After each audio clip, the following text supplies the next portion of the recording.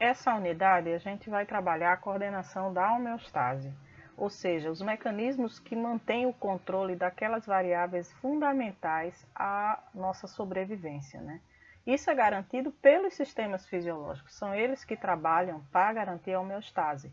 E nós já vimos alguns deles, já vimos o sistema respiratório, já vimos o sistema digestório e o sistema circulatório que faz, né, com que as substâncias cheguem a todas as células. A coordenação do funcionamento de tudo isso se deve a dois sistemas, o sistema nervoso e o sistema endócrino, que estão aí assinalados nesse círculo preto. Sendo que o sistema endócrino ele também sofre influência do nosso sistema nervoso. O sistema de controle ele trabalha com três instâncias, uma que mede, uma que avalia e o outro que repara. Para medir, a gente usa o sistema sensorial. Na verdade, são receptores sensoriais que medem os parâmetros internos ou informações ou captam informações externas.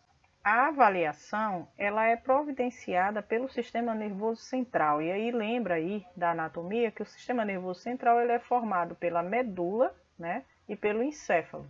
Os neurônios, ou seja, as células que estão nessas regiões, eles recebem as informações dos receptores e avaliam se há necessidade de alguma correção. De tal modo, eles acionam, no caso, uma resposta para reparar essa situação.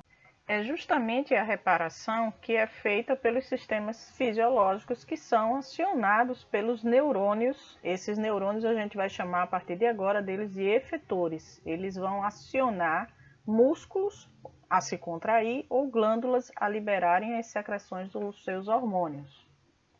Então, o sistema nervoso, para providenciar esse mecanismo de controle, ele tem toda uma organização que o capacita a fazer, a ser o fundamental sistema de controle, que vai reger, então, nossos sistemas fisiológicos, nossas estruturas, para que elas garantam a nossa homeostase, garantam o equilíbrio das variáveis que permitem a sobrevivência das células. Então, aqui a gente vai começar a falar do que eu chamo de unidade funcional do sistema nervoso. E é importante a gente ter em mente unidade funcional. Por quê? Vocês estão na anatomia e na neuroanatomia devem falar da unidade estrutural, que falaremos já já sobre ela, que é o neurônio. O neurônio é a célula do sistema nervoso. Mas quando a gente fala na função do sistema nervoso, é preciso que eu tenha pelo menos a conexão, a estrutura, a função realizada por dois neurônios, pelo menos por dois. Em geral, a gente tem pelo menos 3 neurônios numa conexão que forma o que a gente chama de unidade funcional. Esse é um esquema que eu vou usar muitas vezes, é um esquema que tem funcionado muito, né? Ele mostra aí como é essa unidade funcional. E como essa unidade funcional ela se representa nas respostas somáticas, que a gente vê esse nome acima, né, na parte de cima do desenho, e como ele funciona para as respostas homeostáticas, que também podem ser chamadas de respostas viscerais ou respostas automáticas, tá? Então, tipicamente, as respostas automáticas e as respostas viscerais, elas são providenciadas pelo que nós chamamos de sistema nervoso autônomo, que é representado nessa sigla SNA. O SNA, se vocês olharem nos desenhozinhos de linha vermelha, ele está ali embaixo, né, na parte inferior. E esses desenhozinhos, eles representam tanto estruturas do sistema nervoso como o próprio neurônio. Toda vez que a gente tem um círculo, né, uma elipse, essas elipses vermelhas, brancas e azul, elas representam o corpo do neurônio.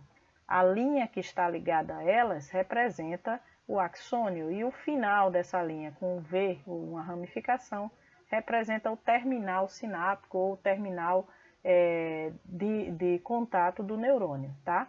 A gente vê claramente aqui um neurônio representado nessa linha azul, que é chamado de neurônio sensorial. Dentro do quadrado preto pintado de laranja, a gente tem aí linhas pintadas de branco, que são neurônios que nós chamamos de associativos. E esses que estão pintados de vermelho, né, na linha cor vermelha, são neurônios efetores. Lembre que eu acabei de falar de neurônio efetor. O neurônio efetor aí, no caso, a gente tem de dois tipos. O de cima, que a gente chama de neurônio motor, e o de baixo, que na verdade é um conjunto, são dois. Os neurônios que fazem parte do sistema nervoso autônomo, que nós vamos denominar como pré-ganglionar, o primeiro, e ganglionar, o segundo. Alguns autores chamam de pós-ganglionar, tá?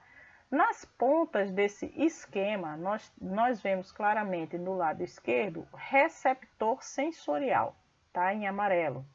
E do lado direito, no final, a gente tem efetor. O que é um efetor? Efetor é uma estrutura que realiza a ação.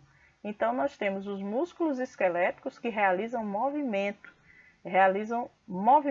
em várias situações, tanto o movimento do nosso corpo, como o movimento de algumas estruturas. Por exemplo, nós vimos que o nosso sistema respiratório depende do diafragma, que é um músculo esquelético.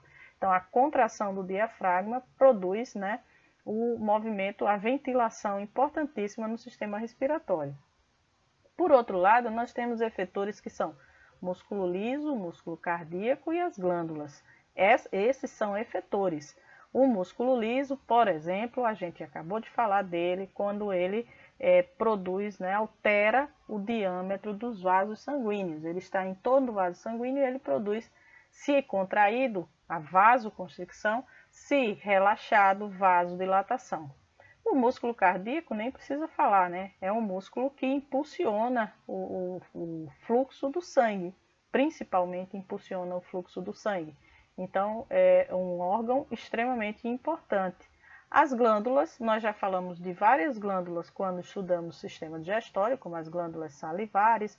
O pâncreas é uma glândula que é mista, porque ela produz hormônios, que nós falamos já da insulina, e produz também a secreção pancreática, que tem como base o fornecimento de enzimas e o bicarbonato, tá? Então, quando a gente vai para os receptores sensoriais, a gente também vê diferenças. A gente vê receptores somáticos e receptores viscerais, né? Essa diferença é importante porque os receptores somáticos são esses que estão ligados ao corpo, ao soma. Somático vem de soma. E esse corpo que faz uma interação com o ambiente. Será o nosso próximo assunto, na próxima unidade, tá? Os viscerais são aqueles que vão medir as variáveis que a gente precisa que se mantenham no controle homeostático. Nós falamos rapidamente, né, de as células beta-pancreáticas que têm receptores de membrana que reconhecem a glicose, que interagem com a glicose. Esses receptores, eles medem a glicose. E depois eu construí com vocês que a gente precisava ver como é que eu controlo a pressão arterial. Bom, a pressão arterial, ela é um resultado da pressão, da tensão sobre a parede das artérias. Ora, como é que eu posso medir isso? Eu tenho um receptor sensorial nas paredes das artérias, ou seja, nessa estrutura da artéria, que forma, né, o cilindro da artéria, a gente vai ter neurônios que vão funcionar como receptores sensoriais para justamente medir a tensão da artéria. Então, aí o que a gente olha é um circuito. Esse nome circuito tem a ver, né, com esse caminho que a informação segue, formado pelo receptor sensorial.